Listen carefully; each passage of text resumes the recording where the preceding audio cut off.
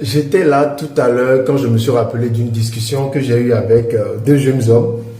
Il y a un bon moment déjà, j'étais en salle de sport, je les entraînais. Quand on a eu la discussion, et tout de suite quand je me suis rappelé de la discussion, ça m'a inspiré et j'ai voulu partager cette vidéo avec vous, surtout avec la jeune génération dont je fais partie. C'était quoi la discussion?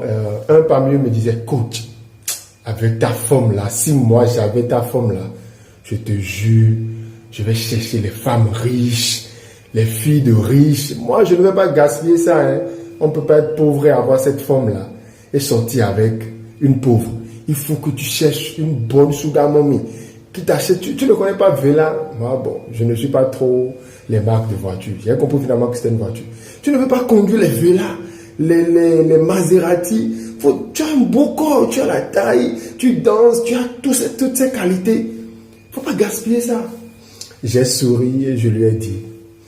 Donc, il faut forcément que je me connecte à une sugar mommy avant d'avoir tout ce qu'il vient de citer. Il me dit, mon frère, mais le pays est chaud. J'ai dit non. Si dans le plan de Dieu pour ma vie, il est écrit que je vais conduire Maserati ou bien tout ce que vous dites, je vais le conduire ou je vais les conduire. Si dans le plan de Dieu, pour moi, je dois être milliardaire, je le serai. Il n'y a rien à faire. Parce que moi, je crois que le plan de Dieu sur notre vie vient toujours à exécution. C'est vrai, il faut se lever pour s'activer, travailler. Mais moi, mon Dieu ne m'a pas dit que c'est de cette manière. En couchant avec des femmes pour de l'argent, en séduisant les femmes pour leur argent. Ce n'est pas ce que j'ai lu dans la parole de Dieu. Et moi, j'ai une foi, j'ai une croyance. Je mets ma croyance, ma foi en Dieu. Seul lui a la capacité de me bénir. Et je profite pour dire à cette jeune génération, faisons très attention. L'impatience nous conduit à du n'importe quoi dans cette génération. Des jeunes qui se donnent à des pratiques sataniques, diaboliques.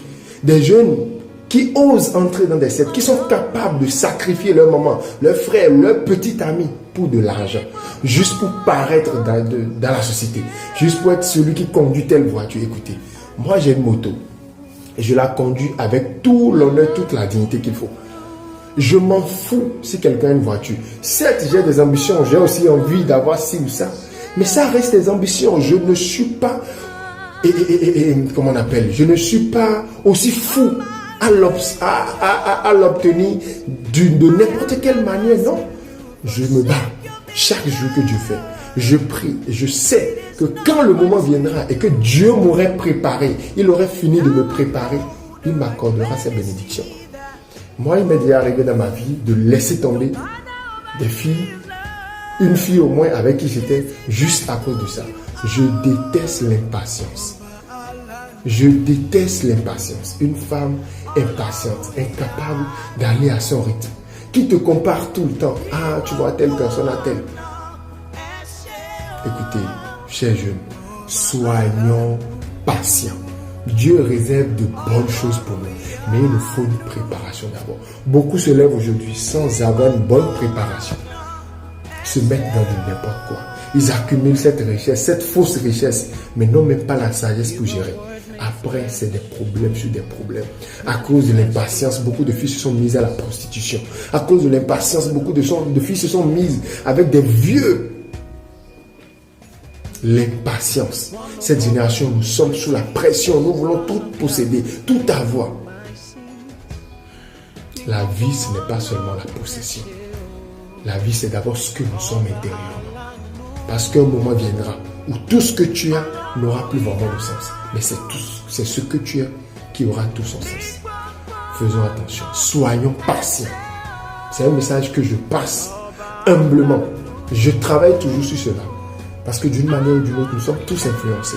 Mais ne laisse pas ces influences te pousser à du n'importe quoi. Et reste attaché à Dieu.